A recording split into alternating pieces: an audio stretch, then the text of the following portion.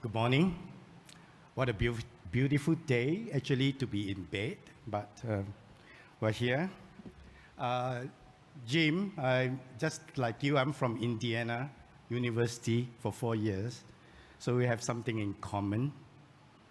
My topic today is actually igniting a new generation beyond intergenerational offending. It's a really big title. But intergenerational offending is also a very long phrase. But what it is,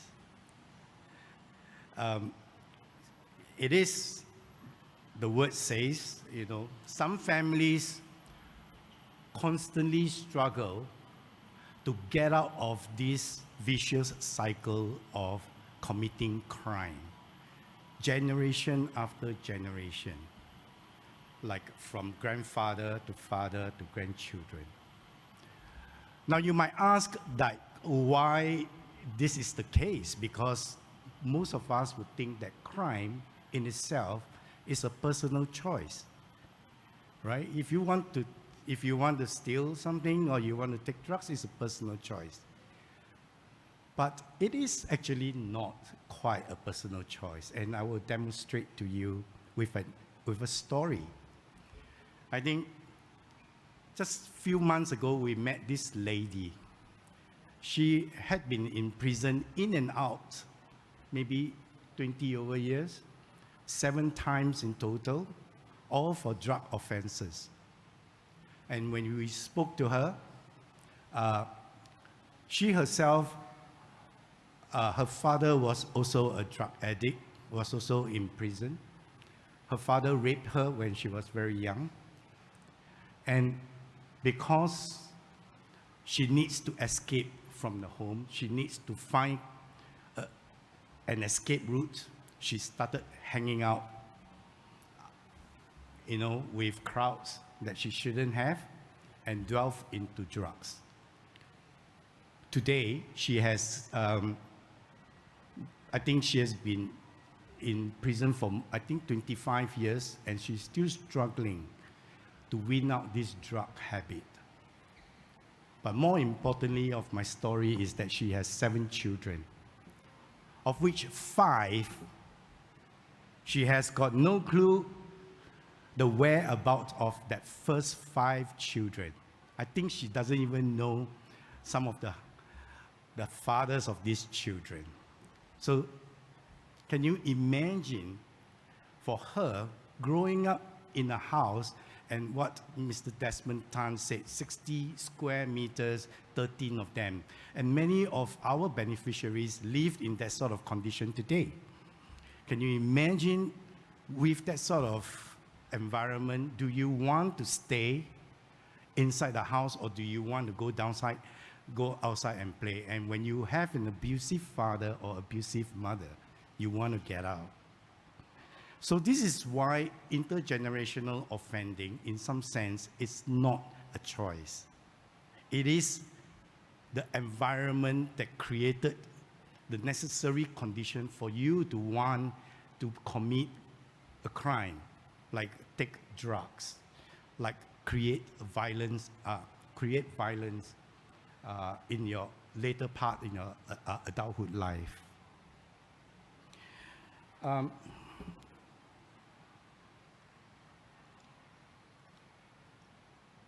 So what's the population size? I mean, I was an ex-banker, so typically we always ask this question, like, what is the addressable market we are talking about? This is exactly the first question I joined 2 years ago when I joined NeuGen.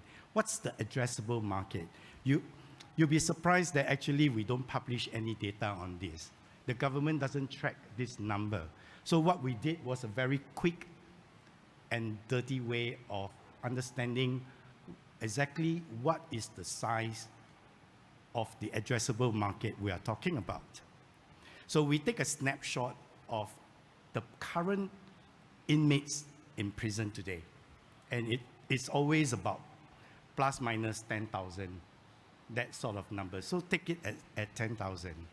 And the prison published the data saying that it is actually 20% of their inmates will have children below the age of 18. So we are looking at about 2,000 families today. And this is just a snapshot. So if you were to check back in time, the numbers is actually a lot higher, a lot higher. But let's take, it's 2,000 families. So if you add on, the number of kids, we would actually, the addressable number of children we have will be bigger than that number. And the other question is, what's the risk profile? What is the propensity for these children to end up in prison like their parents?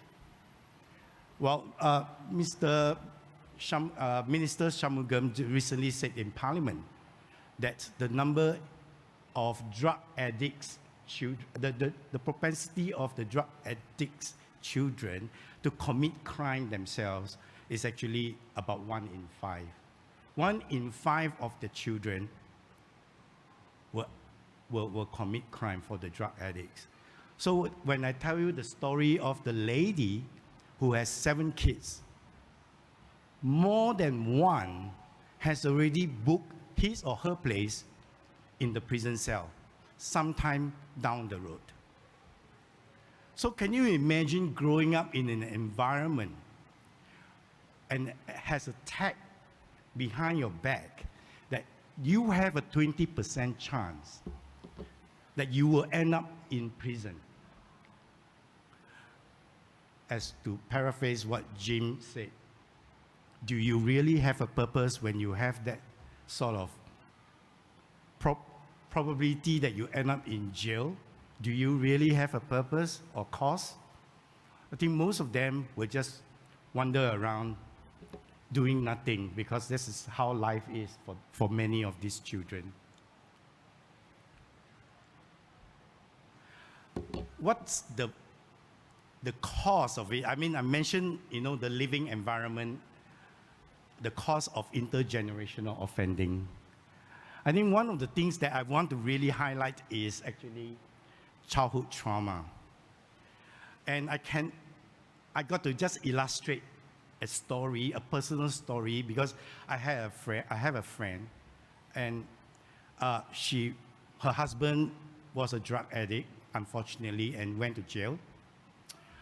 So one day the husband came home, intoxicated, decided to beat up the wife, rape her, and took video of the whole scene. Very proud of it. She was intoxicated, only to find out that throughout the whole event, his 2 children, the 2 girls, were next to the bed hiding. One was 7 years old and one was 9 years old. This sort of scenes, even if we were adults were to see it, we would be extremely aghast by this. But for kids growing up, they would be unable to reconcile a lot of the things that they witness.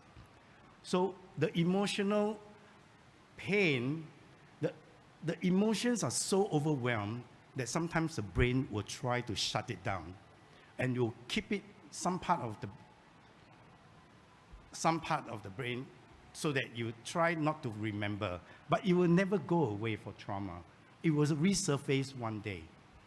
I raise this up so that I want to tell you that a lot of the behavior that we see today is nothing more than just the traumas that are being surfaced, like you try to take drugs just to numb yourself, that sort of thing. You want to forget a lot of the things. So it is related if you have a bad experience in the childhood days. We have been doing this since 2011. We started off, we help inmates, and then we realized that actually it is not just helping ex-offenders to integrate into the society. It is not sufficient. The kids themselves have to be protected and helped along the way. I share this with you because when we talk about the numbers of 2,000 and more, today we are just only serving about 300 of them. So we have a long way to go in terms of where we want to be in correcting this problem in intergenerational offending. The other thing I want to highlight also is that majority of our beneficiaries lived in what we call reconstructed homes. So that is important because you really don't have a family unit. You move from one foster homes to the next most of the time, but parents are never around. This is what we do. At the end of the day, we are just trying to create a very stable environment through various types of programs, because we believe that with the stability, people can then sit down and discover who they are, and then they will come and think about the purpose and they think about the cause. But we need to stabilize their environment. We provide a lot of things like education. If you fail in school, we will give you tuition. We will make sure we double down so that you stay in school. If you cannot study, we give you grants to go learn whatever you want. We support football coaching. We support music, whatever it is. Basically, just to make sure that we are there for the person. And this is a kind of job that there is no measurement of success, or success is measured only after a long time, because it has to be going on forever till the children is in adulthood. All right, thank you very much.